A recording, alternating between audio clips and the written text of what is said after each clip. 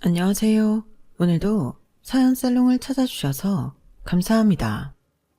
저는 경기도 용인시에 살고 있는 40대 초반의 여성이에요. 결혼한 지 10년 조금 안 됐고 남편과 딸아이들과 재미있게 살고 있어요. 동네에서 피아노 학원을 운영하고 있고요. 한때는 유학까지 가서 멋지게 교수가 되는 것도 꿈이었는데요. 대학을 다니다 보니 공부 말고 사회생활이 하고 싶더라고요. 그래서 4학년 2학기 때 전까지 유학 준비하던 걸 접고 뒤늦게 취직을 해 공부를 시작했어요. 여러 군데에 이력서를 냈는데 생각지도 않은 미술관에서 연락이 와 바로 면접을 보고 사회생활에 뛰어들었어요. 그러다가 모기업에 다니는 동갑내기 남편을 만나게 됐고 첫 아이를 낳을 무렵에는 퇴사를 했네요. 그러다가 큰아이를 낳고 돌이 되기 좀 전부터 피아노 학원을 시작했어요. 친정엄마가 아이를 봐준다고 하셔서 그것 믿고 저질렀는데 지금까지 하게 됐어요. 아이를 키워서 그런지 학원에 오는 애들을 보면 더 잘해주고 싶고 잘 가르치고 싶은 마음에 정성껏 레슨하고 대했는데 그게 입소문이 잘 났던 것도 있어요. 결혼 생활을 하다 보니 싱글일 때 꿈꿔왔던 것과 다른 게 참 많더라고요. 생각보다 좋지 않은 날이 더 많았던 것 같기도 하고요. 남편도 내 마음 같지 않은 게 힘들 때도 있었어요. 지금도 남편한테 섭섭함을 느끼기도 하고 남편도 저한테 서운하다고 따지기도 해요. 그럼에도 저희는 서로에 대한 신뢰가 있어요. 믿을 만한 사람이라는 거, 남한테 해를 끼치지 않는다는 거. 늘 내 마음처럼 해주지는 않아도 좋은 사람이라는 거, 뭐 그렇네요. 남편도 저를 이 정도로만 생각해줘도 바랄 게 없을 것 같아요. 시부모님들은 결혼 전이나 후나 별반 다르지 않았어요. 딱히 저를 좋아하는 것 같지도 않았지만 그렇다고 싫은 티를 내시거나 말도 안 되는 소리를 하신 적도 없었고요. 그냥저냥 남들처럼 평범하게 살아가던 저희는 결혼하고 3년째 됐을 때 많은 변화를 겪게 되었죠. 그때가 저희 큰딸이 돌이 좀 지났을 때인데요. 시동생이 결혼을 하게 됐거든요. 동서는 깜찍하고 귀여운 느낌의 외모였어요. 시동생은 엔터테인먼트 쪽에서 일을 해서 그런지 외모를 많이 따지는 편이었고 자기가 좋아하는 스타일이 확실했어요. 남편하고 저는 상견례에서 돌아와 아주 딱 지 마음에 드는 얼굴을 고른 것 같다고 얘기하며 웃었던 기억이 나네요. 저보다 5살 아래인 동서는 서방님보다는 3살 아래였어요. 서방님은 동서를 꽤나 어린애 대하듯 했고 동서도 그걸 좋아하는 것 같더군요. 그저 귀엽고 조금은 철딱서니도 없어 보인다 싶었을 뿐 크게 이상하다는 느낌을 받지 못했어요. 그런 말이 있죠. 사람 속은 정말 모른다고요. 겉으로만 봐서는 알 수 없다고요. 동서가 딱 그런 사람이었어요. 결혼하고 1~2달 지나고 나니 서서히 처음과는 다른 모습을 보이더군요. 시작은 시어머니가 제삿날 부르셨을 때였어요. 서방님 부부가 결혼하고 처음 시댁에 왔을 때 동서하고 약속했던 게 있었어요. 동서, 2달 있으면 제사가 있어. 시할아버지 제사인데 어머님이 동서랑 나랑 역할 분담을 했으면 좋겠다고 하셨어. 정말요? 제가 어머니한테 물어봐도 되죠? 어머니, 형님한테 저랑 제사 때 역할 분담하라고 하셨어요? 내가 그렇게 말했다. 큰애 보고 상의하라고 했지. 제사 말고 명절 같은 것도 2사람이 의논해서 분담하면 좋겠어. 그래야 서로 의안상하지. 어머니, 근데 형님이 분담하시면 아무래도 제가 하라는 대로 할 수밖에 없잖아요. 그럼 저한테 일감이 더 많이 떨어질 수도 있는데 뭐라고 말하기도 그렇고요. 그냥 어머님이 정해주세요. 그럼 저도 불만 없이 할 수 있을 것 같은데요. 동서, 내가 분담하면 무조건 동서한테 일을 떠넘길 거라고 생각한 거야? 이건 서로 의논해서 정하는 건데 왜 나를 이상한 사람 만들어? 아니, 아무리 의논한다고 해도 저는 형님 말을 따를 수밖에 없지 않나요? 그래서 어머님이 해주셨으면 좋겠다는 건데 제가 잘못 말한 거예요? 아이고, 그래 알았다. 정하기도 전에 말 나오는 거 보니 어쩔 수가 없네. 그럼 작은 애는 아직 우리 집 입맛도 잘 모르고 부엌도 낯설 테니까 장을 봐오는 건 둘째가 전담해라. 음식은 나랑 큰애가 같이 하마.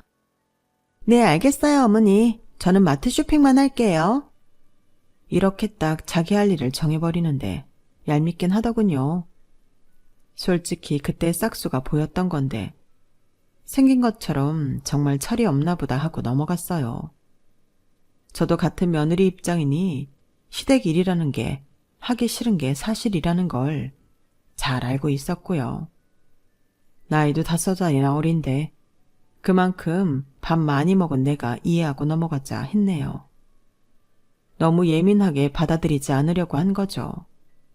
그런데 막상 시할아버지 제삿날이 다가오자 동서는 딴소리를 하더군요. 동서는 점심시간에 저한테 전화를 해서 한숨부터 쉬며 말을 시작했어요. 형님, 이거 제가 장을 다 보는 거요. 진짜 제가 다 해요?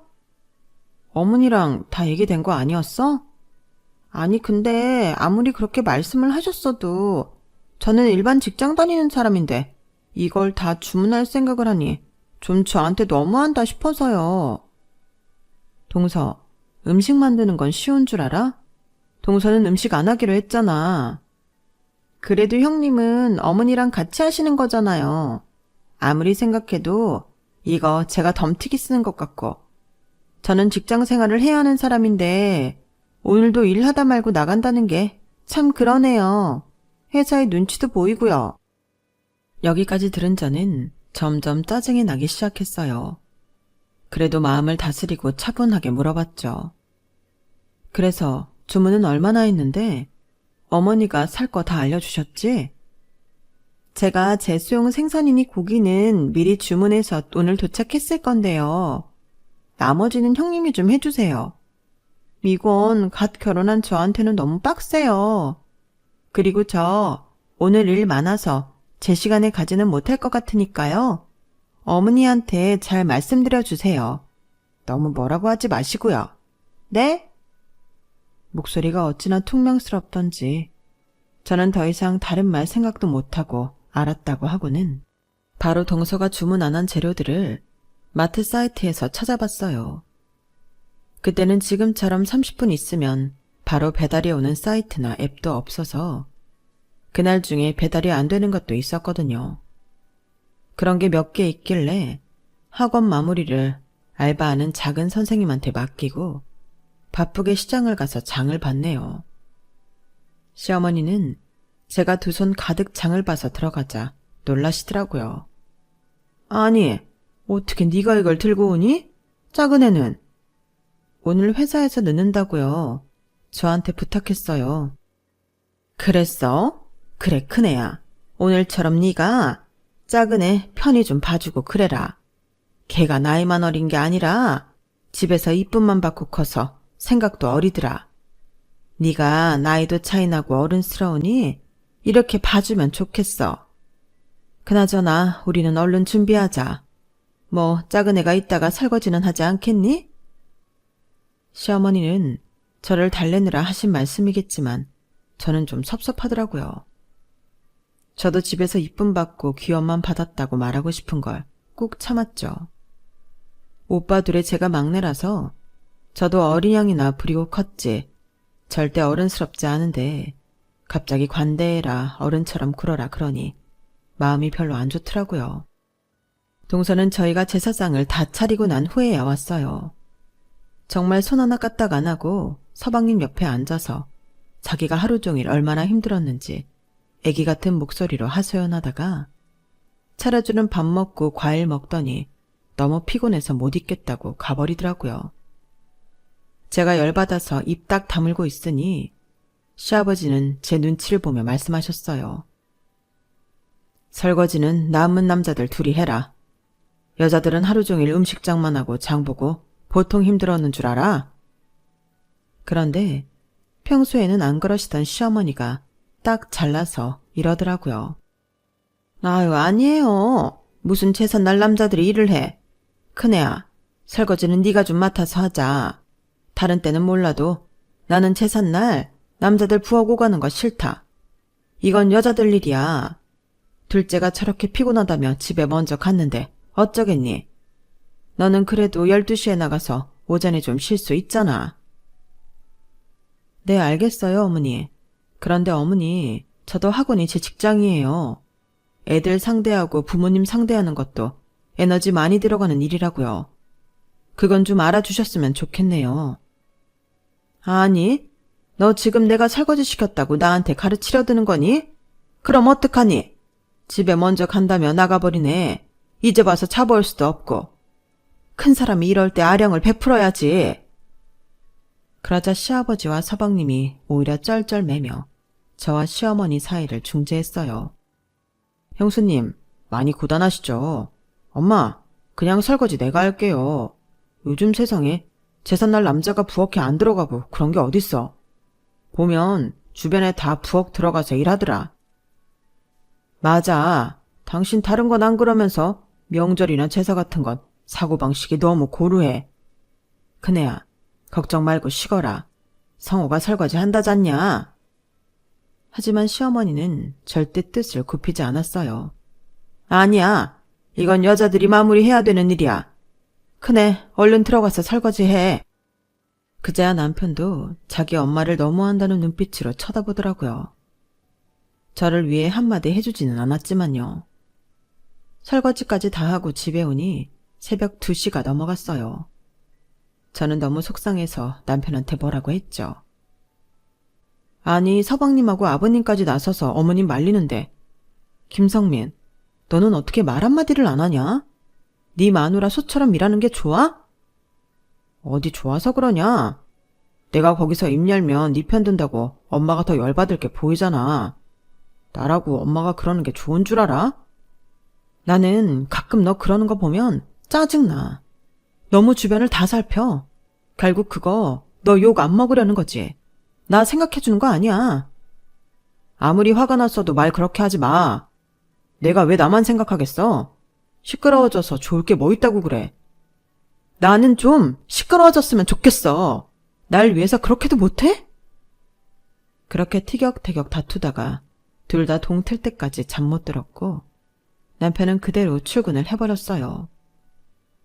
잠 한 잠 못 자고 나가는 남편이 안쓰럽고 좀 미안한 마음도 들었지만 저도 너무 속상해서 출근길에 뭐라도 사 먹으라는 문자도 안 보냈네요. 그날 오후 남편은 저한테 문자를 보냈어요. 커피 쿠폰과 함께요. 나는 나 나름대로 너를 보호한다고 가만히 있었던 건데 섭섭했다면 미안해. 기분 풀고 애들 잘 가르쳐. 직접적인 표현은 잘 못해도 문자로라도 늘 미안하다는 말을 먼저 해주는 남편이었어요. 그러니까 살았지. 안 그러고 끝까지 자기만 잘났다고 했다면 저희 사이도 나빠졌을 거예요. 저도 너무 속상해서 그랬다며 미안하다고 했고 그렇게 잘 넘어갔네요. 하지만 동서는 그 뒤로 점점 더 이기적인 모습을 보였어요. 제사일이 있고서 두어 달쯤 후에 추석이었거든요. 추석을 앞두고 몇 주 전 시댁에 다 같이 모였을 때 동서가 말했어요. 어머님, 아버님, 저희가 결혼하고 첫 명절이기는 한데 성우 오빠 휴가 내기 어려운 거 아시죠? 그런데 웬일로 추석 연휴에 그냥 다 쉬라고 했대요. 그래서 제가 일본 여행 예약했어요. 저 이렇게 오빠랑 명절 연휴 같이 있는 거 앞으로 없을지도 몰라요. 이번 추석에는 저희 여행 다녀올게요. 친정에도 얘기했는데 그러라고 하셨어요. 네? 시어머니랑 시아버지는 잠시 당황하시는 것 같더니 알겠다고 하셨어요. 뭐 예약 다 해놨다는데 어쩌겠어요. 서방님이 연예기획사에 다니다 보니 명절에 더 바쁠 때가 많다는 걸 두 분도 잘 알고 계시니 이해해 주시는 거였죠. 저랑 남편도 그랬고요. 근데 저희가 집에 갈 쯤에 시아버지가 그제야 생각났다며 말씀하셨어요.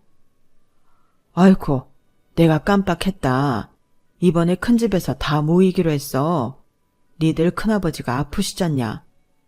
마지막이 될지도 모른다고 너희 데리고 간다고 했는데 어떻게 시간 조정이 안 되겠냐? 어머, 맞네. 그랬지. 어떻게 나도 이렇게 까맣게 잊고 있었지? 니네한테 말한다는 게 얘기하느라 잊어버리고 있었다. 둘째야, 어떻게 좀 해봐라. 아프신데도 니네 결혼식 때 도움도 많이 주셨잖니. 그러자 동서는 입을 삐죽삐죽 하더니 여행 예약 변경이 되는지 알아보겠다고 하더라고요. 그리고 추석이 코앞에 닥칠 때까지 별 말이 없는 것 같더군요. 저도 학원 일이 있는지라 가끔 동선의 생각이 나도 곧 잊어버리게 되고 아이 키우고 일하고 남편 챙기느라 바빴죠.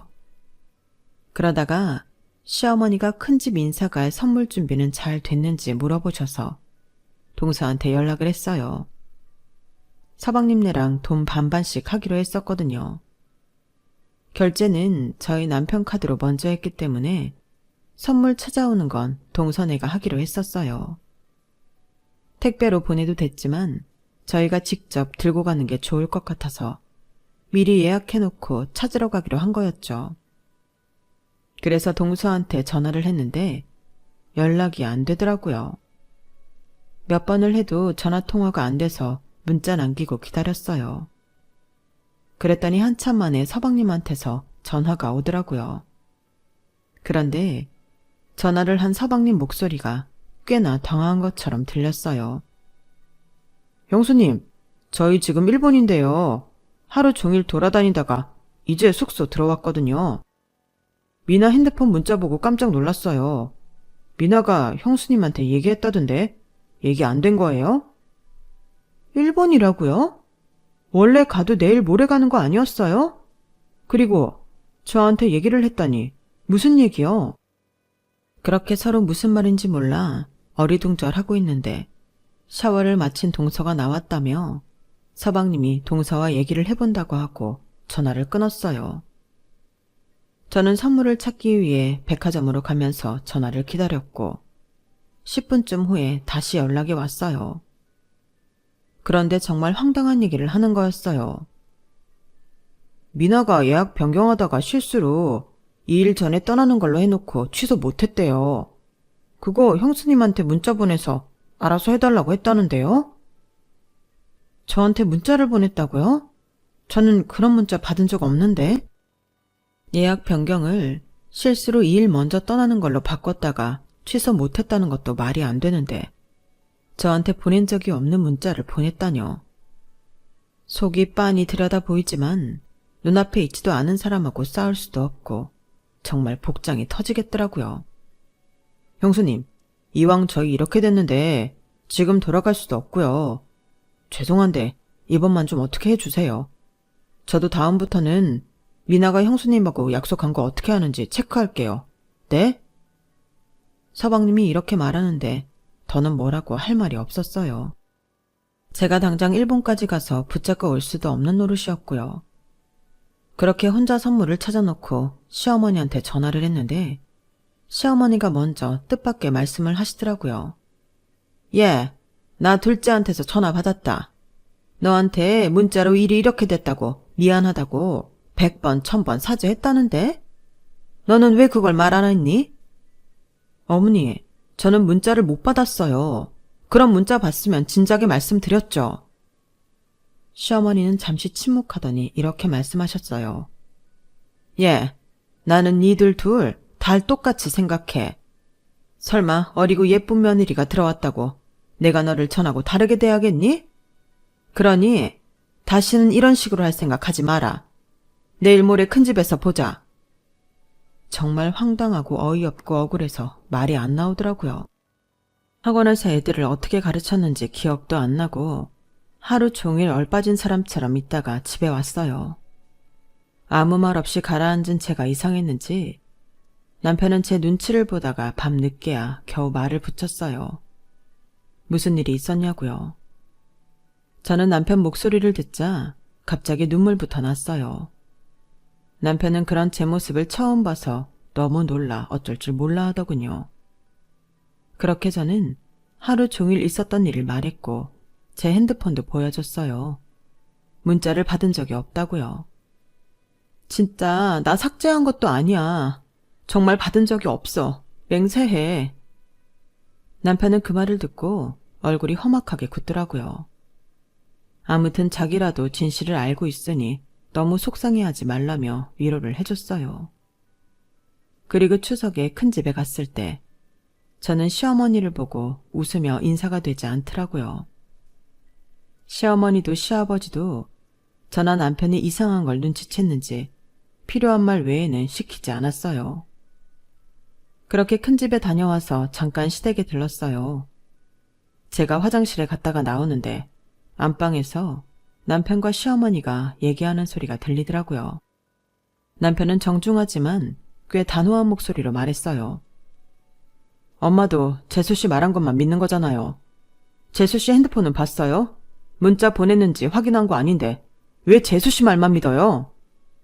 아니, 내가 누구 말만 믿고 그런 게 아니라. 됐다. 그래, 늙은이가 뭘 그리 잘못했다고 그러니? 첫째가 잘했으면 이런 일 없었을 거 아니냐? 저는 집에 올 때까지 두 사람 대화를 들은 걸 못 들은 척 했어요. 그리고 나중에야 남편한테 고맙다고 하고 앞으로는 제가 알아서 하겠다고 했네요. 그 알아서 하겠다는 건 그냥 제가 일을 다 하는 거였어요. 일본에서 온 동서는 결국 문자를 보냈는지 확인은 해주지 않았고 통신 오류로 날아간 모양이라고만 하더군요. 저는 잠자코 아무 말도 하지 않았어요. 그 뒤로는 동서한테 아무 일도 안 맡기고 저 혼자 다 했고요.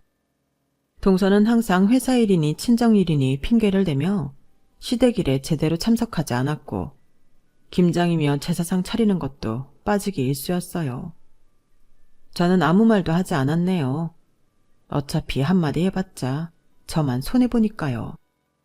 시어머니는 제가 첫째니까 알아서 하는 거 잘하는 거라 하시더군요. 동서가 어버이날에 손수건이나 스카프 같은 선물 사오면 특별한 거라도 받은 것처럼 동네방네 소문내며 좋아하셨고요. 솔직히 많이 섭섭했어요.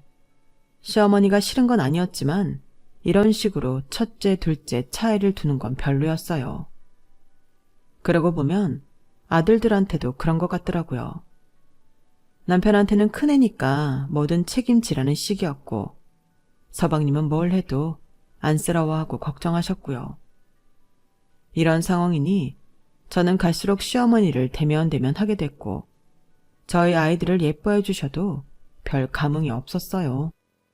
자기 손주들이니 예쁘다고 하겠지 그 정도였어요. 그렇게 시간이 지나고 저희 아이가 둘이 될 동안 남편은 승진을 거듭해서 젊은 나이에 부장이 됐어요. 이럴수록 퇴직 날짜만 빨라지는 거라고 좋아할 일 아니라고 했지만 저는 남편이 꽤 유능하고 회사 내에서 관계도 잘하는 걸 알았기 때문에 너무 자랑스러웠어요. 시아버지도 남편을 자랑스러워 하셨죠. 하지만 시어머니는 무덤덤 하시더라고요. 성민이는 원래 그랬어. 그냥 혼자 둬도 다 잘해. 사막에 떨어뜨려 놔도 살 애가 부장된 게 뭐 대단해. 사장쯤 되고 나서 자랑하든 해야지. 그나저나 우리 성호는 어쩐다니? 성호네 회사가 요즘 좀 위험한가 보던데. 성민이 너 뭐 하는 거 없어? 내가 엔터 쪽을 어떻게 알겠어. 알아봐야 들은 게 다이고. 근데 거기 공동대표들만 나가는 거고 직원들은 별 문제 없을걸? 너는 어떻게 동생 문제를 제대로 아는 게 하나도 없어. 성호랑 얘기도 안 해봤지. 대충 네 짐작대로 하지 말고 네가 먼저 성호한테 전화해서 밥도 사주고 진지하게 얘기도 해봐. 이때만큼은 그동안 입 다물고 계셨던 시아버지가 한마디 하셨어요. 아니, 성호도 다 큰애고 지 앞가림은 지가 알아서 해야지. 언제까지 성민이가 보살피고 끌어줘야 돼? 회사 넣어줬으면 된 거지. 그것도 벌써 몇 년째야. 어떻게 당신은 성민이한테는 그렇게 칭찬이 박하고 요구하는 것만 맞나? 옆에서 내가 보기도 민망해. 성민이 이제 한 집안의 가장이야. 애들 어릴 때 하던 것처럼 할 수 없다고. 큰며느리한테도 그래. 어떻게 성민이한테 하던 거랑 똑같이 하나? 아니, 당신은 왜 애들 앞에서 역정을 내고 그래요? 사람 민망하게. 시어머니는 자기 잘못을 지적하면 꼭 이런 식으로 피해 나가면서 상대가 자기를 무안줬다며 화를 내는 게 끝이었어요. 그걸 잘 아는 시아버지는 여태 시어머니한테 별 말씀 안 하시다가 한마디 하신 거였고요. 결국 남편이 중재를 해서 분위기를 풀고 자리를 끝냈어요. 뭐 남편도 말은 안 하지만 자기 엄마한테 많이 섭섭한 것 같더라고요. 남편 말은 이랬어요. 말한다고 될 일이면 벌써 됐겠지. 말해서 될 일이 아니야. 그런데 거기다 대고 자꾸 뭐라 하면 나만 힘들지. 남편이 참 어른스럽더라고요. 저도 그런 남편처럼 동서를 대하게 됐죠. 말한다고 될 일이 아니니까요. 동서는 그 후로도 참 얄밉게 굴고 자기가 받아갈 것만 받아가고 단 한 번 시댁을 위해 봉사한 일이 없었어요. 그러다 평범한 일상을 보내던 저희 집안에 갑작스러운 우환이 닥치게 되었어요. 시아버지가 갑자기 돌아가신 거였어요. 시아버지가 타신 택시를 음주운전 차량이 세게 받았고 운전사는 그 자리에서 사망하고 시아버지는 응급실로 옮겨져 수술을 받았지만 이틀 만에 돌아가신 거였죠. 정말 천청병역 같은 일이었어요. 저는 든든한 버팀목을 잃은 것 같아 마음이 너무 힘들더라고요. 남편도 그런 것 같았어요. 물론 서방님도 많이 슬퍼했지만 남편은 정말 중요한 걸 상실한 사람 같아 보였어요.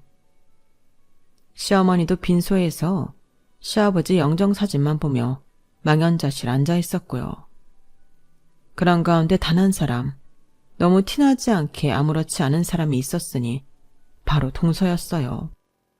동서는 혼자 너무 멀끔한 얼굴로 있었어요. 처음에는 화장도 진하게 했다가 시댁 친척들한테 한 소리 듣고 지웠는데 친정 식구들이 오면 그 핑계로 나가서 한참 동안 안 들어오곤 했어요. 회사 사람들이 왔을 때는 그 사람들하고 아예 술판을 벌이는데 그때는 서방님도 좀 짜증이 난 것 같더라고요. 저는 동서랑 동서 회사 사람들 술 챙겨주고 반찬 챙겨주면서 이런 말 하는 것도 들었네요. 이민아 주임은 그럼 돈 받은 거 없어? 모르겠어요. 아직 시어머니 계시니 유산 받기는 글렀고 음주운전 한쪽 보험회사에서 찾아오는 것 같은데 다들 뭐 어떻게 하는 건지 거기서 돈 받으면 좀 주시겠죠? 아무렴 맨날 나와서 이러고 있는데. 동서 말이 하도 어이가 없어서 뒤에서 노려보고 있자니 동서 회사 사람이 눈치를 보며 동서를 쿡쿡 찔렀어요. 하지만 동서는 저를 보고도 아무렇지도 않더라고요. 아, 형님이에요? 그 반찬 저희 주시는 거죠? 잘 먹을게요. 정신이 너무 해맑아서 생각이 없는 건지 철이 없는 건지 이기적인 건지 헷갈리더라고요. 그런데 이 말을 저뿐 아니고 시어머니도 들었던 모양이었어요. 나중에 장례식을 다 마치고 시댁에 모였는데 시어머니가 말씀하셨어요. 니들 아버지 아프다가 돌아가신 것도 아니고 그렇게 갑자기 가실 줄 몰랐다고. 그 정정하던 양반이 어쩌다가. 아무튼 그래서 나 보상금 받은 거 안 쓰고 그대로 둘 거야. 니들 아버지 목숨값 같아서 아무것도 못하겠어. 그러니까 그렇게 알아라. 알았지? 라며 동서를 쳐다보는데 동서는 그 와중에도 실망한 기색이 역력하더라고요. 오히려 서방님이 민망해서 어쩔 줄 몰랐고요. 저와 남편은 당연한 거라고 어머니 뜻대로 하시라고 하면서도 동서의 태도가 기가 막혀 솔직히 그날 둘이서 뒷담화 좀 했네요. 철이 없는 게 맞는 거냐, 혹시 사이코패스 아니냐 그러면서요. 그런데 엎친 데 덮친다고 하죠. 시아버지 돌아가시고 2달이나 지났을까요. 시어머니가 계속 회복을 못하셔서 병원에 모시고 갔더니 큰 병원에 가보라는 거였어요. 저나 시어머니나 충격 때문에 몸이 아픈 거라고 생각했는데 솔직히 충격이었네요. 그래서 우선 지역에 있는 중형병원을 먼저 가보게 되었어요. 저희 친전 쪽 친척 중에 아산병원 의사가 있어서 그분 통해서 예약 잡겠다고 했는데 시어머니가 싫다고 하시더라고요. 예, 그냥 검사 받는 건데 뭐 거기까지 가니 됐다. 그리고 아프면 얼마나 아프겠어? 내 몸은 내가 안다. 남편과 제가 몇 번이고 설득했지만 하도 싫다고 하셔서 결국 중형병원에 갔는데 그 결과는 정말 저희 모두를 절망에 빠뜨리는 거였어요. 위암 말기인데요. 터미널이라고 하죠. 3개월에서 5개월 여명 보고 있습니다. 네? 정말이에요? 뭐 잘못된 거 아니에요? 어머니 음식 다 잘 드셨는데요.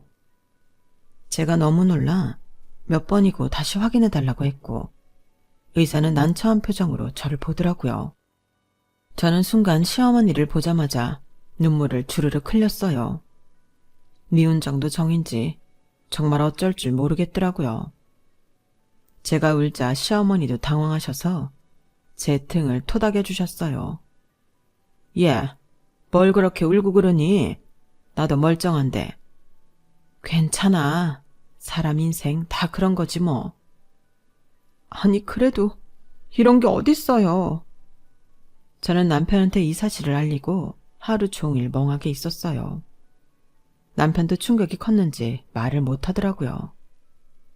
소식을 들은 서방님도 저희 집에 와서 한참을 울고 갔고요. 엄마 앞에서는 울지 못하겠어. 힘드실까봐. 불효만 한 것 같은데.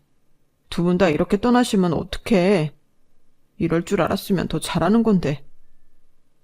그렇게 다들 황망한 시간을 보낸 다음 날이었어요. 남편은 마음이 너무 힘들다며 휴가를 내고 집에 일찍 왔고 저도 평소보다 학원을 일찍 정리하고 들어와 있었어요. 아이들도 엄마 아빠 분위기가 심상치 않다는 걸 아는지 평소처럼 웃고 떠들지 않고 조용하더라고요. 그렇게 있는데 갑자기 전화가 한 통 오더군요. 보니까 동서였어요. 저는 동서랑 오래 통화하고 싶은 마음도 없고 무슨 얘기 들어줄 생각이 없어 그냥 무시했는데 몇 번이고 다시 전화가 오더군요. 귀찮아서 통화 버튼을 누르고 스피커폰으로 했죠. 동서, 왜? 형님, 제가 어제 어머니 시험 보라는 얘기 듣고 오늘 그 동네 부동산에 갔거든요? 뭐? 어딜 가? 스피커폰으로 들리는 통화를 들은 남편도 소파에 누워있다가 벌떡 일어났어요. 부동산이요. 시댁 아파트 얼마나 가는지 물어봤죠. 거기 동네도 좋고 아파트 평수도 좀 되잖아요.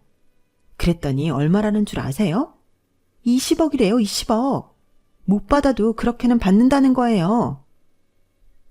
남편은 이미 화가 나서 맛이 간 눈이었고 저도 열이 받았어요. 그래서 무슨 말이 하고 싶은 건데? 무슨 말이나뇨. 재산분배죠.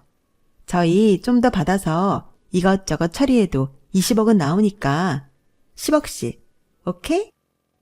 제가 막 뭐라고 하려는데 남편이 옆에서 꽥 소리를 질렀어요. 지금 말 다 했어? 저는 남편이 그렇게 화가 나서 고함치는 모습은 처음 봤네요. 애들도 놀라서 방으로 들어가 버렸고요. 동서는 남편 목소리를 듣더니 놀라서 전화를 끊었어요. 그런데 남편이 바로 밖으로 나가더라고요. 아무래도 뭔 일 나겠다 싶어 저도 얼른 뒤따라 나갔더니 남편이 택시를 잡아 타고 어디론가 가더군요. 저는 차에 올라타 운전해서 택시 뒤를 따라갔어요. 보니까 서방님네 아파트였어요. 이건 무슨 일 나겠구나 싶어서 남편이 올라가고 바로 따라갔어요. 그랬더니 현관문도 열려있고 안에서 뭔가 와장창 깨지는 소리가 나는 거였어요. 동서는 비명을 질렀고요. 제가 현관문을 닫고 들어가니 남편이 거실의 장식장을 다 쓰러뜨리고 화병까지 깨먹었더라고요. 저는 얼른 남편을 부둥켜 안고 말렸어요. 김상민, 여보, 진정해, 어? 동서 이런 사람인 거 모른 거 아니잖아. 형님, 아주버님 미쳤나봐요. 어떻게 이럴 수 있어요? 저 경찰 부를 거예요. 불러봐. 나도 할 말 있으니까. 뭐? 엄마 곧 돌아가실 것 같아 다들 충격받았는데 그 와중에 아파트 팔아서 나누자고? 이게 말이야 똥이야. 어떻게 가정교육을 받고 자랐으면 정신상태가 이따위야. 성호 너, 네 마누라가 본가 부동산 간 거 알았어 몰랐어? 어제 우리 집에 와서 울던 건 쇼야 뭐야? 나도 몰랐어 형. 안 그래도 그걸로 싸우고 있었다고. 형 한번 화나면 집안 날아가는 거 아는데 내가 왜 거짓말을 해. 진짜야. 남편은 웬만해서는 화를 내지 않는 사람이라 저도 너무 놀랐어요. 나중에 서방님한테 들으니 대학 때도 이렇게 크게 화를 내서 집안 물건이 남아나지 않은 때가 있었다고 하더라고요. 이봐요 이민아 씨. 아무리 인간이 이기적이어도 그렇지 당신 감싸주던 시어머니 아프시다는데 그런 말밖에 못해? 성호 너 잘 들어. 나 니네 집 생활비 대주던 거 더는 못 준다. 이걸로 끝이야. 모자라는 거 네가 알아서 채워. 사실 그동안 남편이 서방님 생활비 모자라는 걸 채워주고 있었어요. 동서가 씀씀이가 해프다 못해 명품을 너무 좋아해서 맨날 사들여서 빚을 꿰졌더라고요. 서방님도 못 버는 건 아닌데 월 200 겨우 받는 동서가 돌을 넘게 돈을 쓰니 아파트 대출금 갚으며 생활비 감당이 안 됐던 거죠. 그걸 들은 동서는 얼굴이 새파래졌어요. 돈을 줬다고요? 아주버님이요? 그런데 왜 안 줘요? 어머, 이런 법이 어딨어요? 여기 있어요. 나는 짐승보다 못한 것하고는 상대 안 합니다. 결국 동서는 저희 앞에서 싹싹 빌었어요. 정말이지 돈 앞에서는 얼마든지 비굴해질 수 있는 여자더라고요. 안 돼요. 저는 돈 없으면 못 살아요. 그것만은 제발요. 네? 형님, 제가 그냥 다 잘못했으니까 아주버님 좀 말려주세요. 동서, 만약에 우리가 원조 끊고 서방님 회사 잘리면 어떡할 거야? 그래도 같이 살 거야? 아우, 상상만 해도 끔찍한 소리를 왜 하세요? 그거야. 그러다 동서는 아차 싶었는지 입을 다물더라고요. 서방님은 완전 황당한 표정으로 동서를 쳐다보기만 했어요. 저희는 동서가 얼마나 속물인지 아주 똑똑히 확인을 했어요. 그 난리를 치르고 난 다음 날, 저와 남편은 시어머니를 설득해서 제발 아산병원에 한 번만 가보자고 했어요. 시어머니도 자기가 시한부라는 게 안 믿기는지 알겠다고 하셨고요. 그렇게 병원에 갔더니 의사가 조직검사 결과가 엑스레이랑 초음파로 본 것보다 더 심각하다며 갸우뚱하더라고요. 그러면서 조직검사를 다시 한번 해보자고 하더군요. 그렇게 나온 결과는 위험은 맞지만 이기였고 수술하고 치료받으면 얼마든지 생존 기간이 5년 이상 될 수 있다고 했어요. 보니까 그전 병원 검사실에서 뭔가 실수를 했나 보더라고요. 이래서 세컨드 오피니언이 중요한 거였어요. 저희는 다 같이 안도의 한숨을 내쉬었죠. 그러더니 시어머니가 저희를 다 부르더라고요. 그리고 이렇게 말씀하셨어요. 둘째 너 앞으로 나한테서 돈 한 푼 받을 생각 하지 마라. 내가 니들 아버지 가실 때만 해도 그냥 좋게 생각하려고 했어. 귀엽다고 예뻐한 며느리한테 갑자기 모질게 굴고 싶지도 않았고. 그런데 이건 아니지 싶다. 나도 다 알아. 니들 난리 났었잖아. 성우, 니네 앞집에 사는 사람들 내 친구 딸내야. 그래서 친구한테 들었어. 우리 집 시세를 알아봤다고? 반으로 나누자고 했다고? 절대 그럴 일 없을 거다. 나 여기서 공개적으로 말하는데 내가 나중에 죽어도 이 집은 오로지 첫째 거야. 성호 너도 거기에 할 말 없을 거야. 알지? 저희도 몰랐는데 그동안 동서는 시어머니한테서도 용돈을 받았더라고요. 아니, 늙으신 부모님 용돈을 줘도 모자랄 판에 돈을 받아갔던 거였죠. 그 말에 동서는 얼굴이 하얗게 질렸고 아무 말도 못하고 돌아갔어요. 그리고 얼마 후 서방님은 이혼 소송을 하기로 했다며 풀이 잔뜩 죽어서 저희 집에 왔어요. 어차피 아이도 안 가졌고 그렇게 아이를 싫어하더라고요. 내가 잠깐 뭐에 홀렸던 것 같아. 동서는 서방님하고 살아도 이제 자기한테 좋을 게 하나도 없다고 생각했는지 이혼을 하겠다고 하다가 자기가 받을 돈이 얼마 없는 걸 알고 소송을 했지만 결과적으로 서방님한테 유일한 판결이 나왔네요. 그게 벌써 6개월쯤 지났어요. 그 소동을 벌이는 새에 시어머니는 수술도 잘 하시고 항암 치료도 잘 받고 계세요. 가끔씩 시골에 내려가 계시다가 올라오시고요. 저는 친정 어머니랑 시어머니 모시고 해외여행도 하고 좀 더 마음 내려놓고 살고 있어요. 시아버지 시어머니 돌아가시고 아프신 거 보니까 인생 너무 아등바등 살고 싶지가 않더라고요. 그냥 모두에게 친절하며 행복하게 사는 게 좋을 것 같아요. 남편한테도 너무 일 열심히 하지 말라고 했고요. 그랬더니 남편은 그냥 허허 웃네요. 저희는 지금도 예전처럼 평범히 남들처럼 가끔 싸우기도 하고 화해하며 잘 지내고 있어요. 서방님은 싱글이 되고 나서 일도 더 잘 돼서 지금은 다른 소속사로 옮겨 직급도 올라갔고요. 사람 사이에도 더 잘 맞는 게 있는 것 같아요. 서방님이 아직은 재혼 생각이 없다고 하는데 언젠간 짝을 만나면 또 어떻게 될지 모르죠. 시어머니는 서방님이 재혼하길 바라시니까요. 그럼 제 이야기는 여기서 마칠게요. 끝까지 들어주신 분들 다들 감사드리고 늘 건강하세요. 여러분, 사연 댓글에 응원과 현명한 조언 부탁드려요. 좋아요와 구독은 저에게 큰 힘이 됩니다. 오늘도 좋은 일 가득하세요.